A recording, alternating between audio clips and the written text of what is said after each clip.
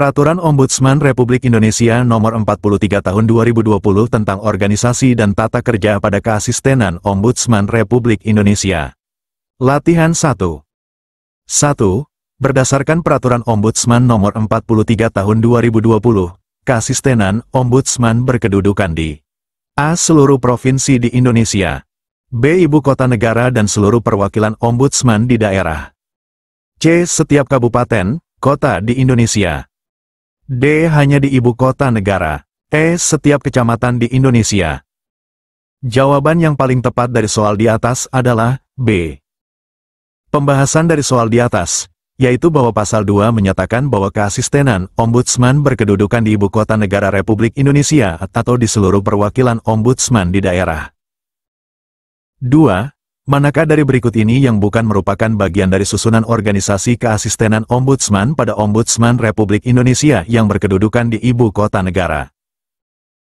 A. Keasistenan Utama Pengaduan Masyarakat, B. Keasistenan Utama Manajemen Pencegahan Maladministrasi, C. Keasistenan Utama Manajemen Mutu, D. Keasistenan Utama Resolusi dan Monitoring, E. Keasistenan Utama Kebijakan Publik. Jawaban yang paling tepat dari soal di atas adalah E.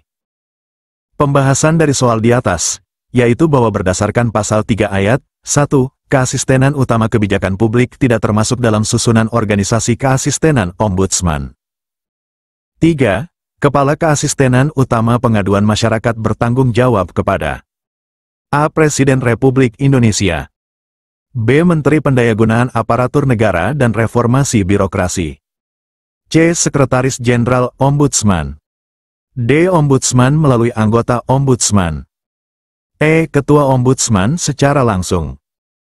Jawaban yang paling tepat dari soal di atas adalah D. Pembahasan dari soal di atas, yaitu bahwa Pasal 4 Ayat 1 menyatakan bahwa keasistenan utama pengaduan masyarakat berada di bawah dan bertanggung jawab kepada Ombudsman melalui anggota Ombudsman. 4. Dalam melaksanakan fungsinya, Keasistenan Utama Manajemen Pencegahan Maladministrasi melakukan kegiatan berikut, kecuali A. Penyiapan rumusan kebijakan di bidang deteksi, B. Koordinasi dan penyusunan rencana strategis, C. Penyelenggaraan kegiatan koordinasi pencegahan maladministrasi, D. Melakukan kegiatan publikasi dan monitoring, E. Menjatuhkan sanksi administratif kepada instansi yang melakukan maladministrasi. Jawaban yang paling tepat dari soal di atas adalah E. Pembahasan dari soal di atas, yaitu bahwa berdasarkan Pasal 19, menjatuhkan sanksi administratif bukan merupakan fungsi dari Keasistenan Utama Manajemen Pencegahan Maladministrasi. 5.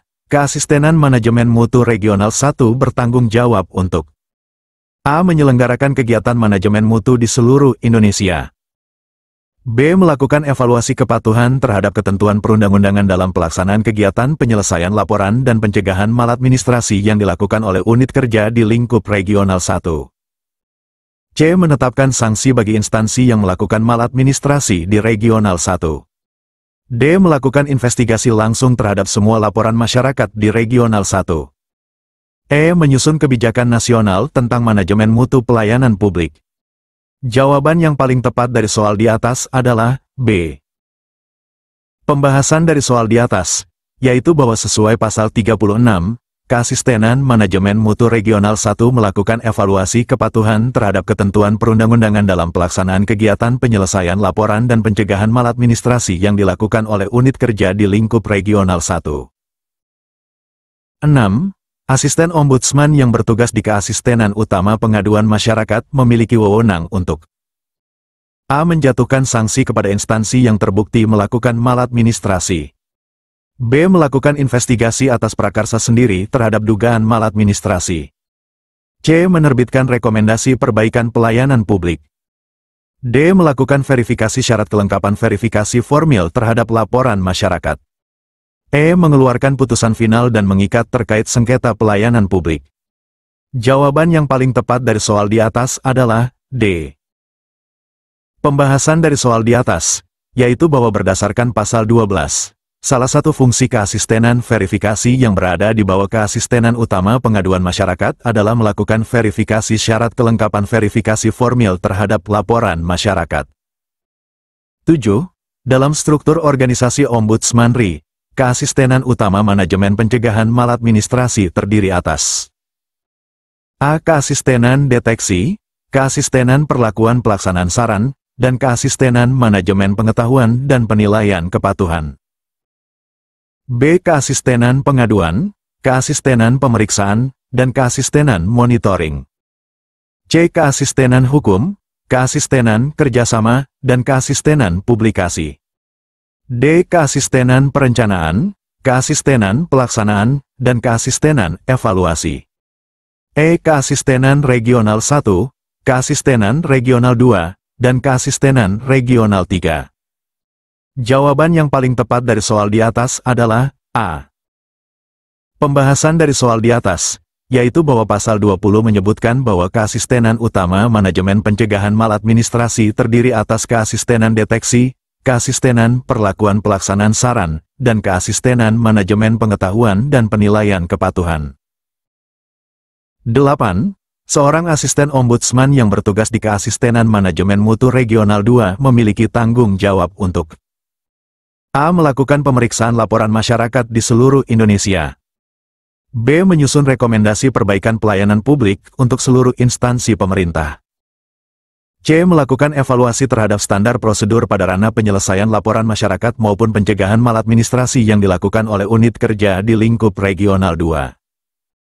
D. Menetapkan kebijakan nasional tentang manajemen mutu pelayanan publik. E. Melakukan investigasi atas prakarsa sendiri di seluruh wilayah Indonesia. Jawaban yang paling tepat dari soal di atas adalah C. Pembahasan dari soal di atas, yaitu bahwa sesuai pasal 39, salah satu fungsi keasistenan manajemen mutu regional 2 adalah melakukan evaluasi terhadap standar prosedur pada ranah penyelesaian laporan masyarakat maupun pencegahan maladministrasi yang dilakukan oleh unit kerja di lingkup regional 2. 9. Keasistenan utama resolusi dan monitoring memiliki fungsi berikut ini, kecuali A. Mengorganisir, mengkoordinasikan pengelolaan laporan akhir hasil pemeriksaan, LAHP. B. Melakukan telaah terhadap LAHP untuk ditindaklanjuti dalam tahapan resolusi dan monitoring.